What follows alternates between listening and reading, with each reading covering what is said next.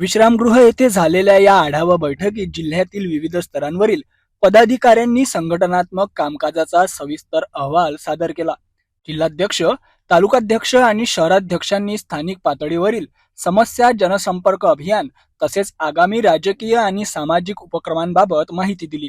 या बैठकीला ज्ञानेश्वर धाने पाटील, श्रीकांत देशपांडे, प्रीती बंड, दिनेश बुब, राजेंद्र गडरे तसेच संतोष बद्रे यांची प्रमुख उपस्थिती होती. यावेळी मंत्री संजय राठोड यांनी कार्यकर्त्यांना संघटना अधिक मजबूत करण्याचे आवाहन केले.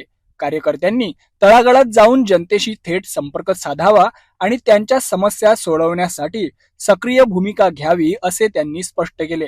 दरम्यान या बैठकीत मंत्री राठोड यांनी एक मोठी घोषणा करत अमरावती येथेही बाळासाहेब ठाकरे यांचे भव्य स्मारक उभारण्याचा मनोदय व्यक्त केला.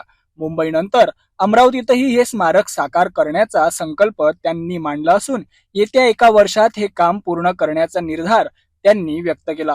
या घोषणेनंतर उपस्थित पदाधिकारी आणि कार्यकर्त्यांमध्ये उत्साहाचं वातावरण निर्माण झालं.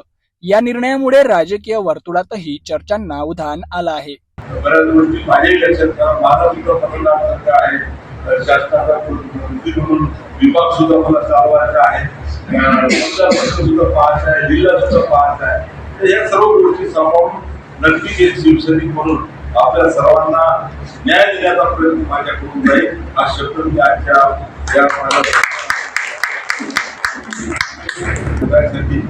या दिनेश गौडा सुद्धा खरं तर आज ही जी भेट होती दिनेश गौड साहेबांना भेटली होती आणि सरकारने तेव्हा म्हटलं की 50 कोटी रुपये मी देतो मी प्रस्ताव लवकर आणा आणि भूमिपुजनाला मी स्वतः येतो.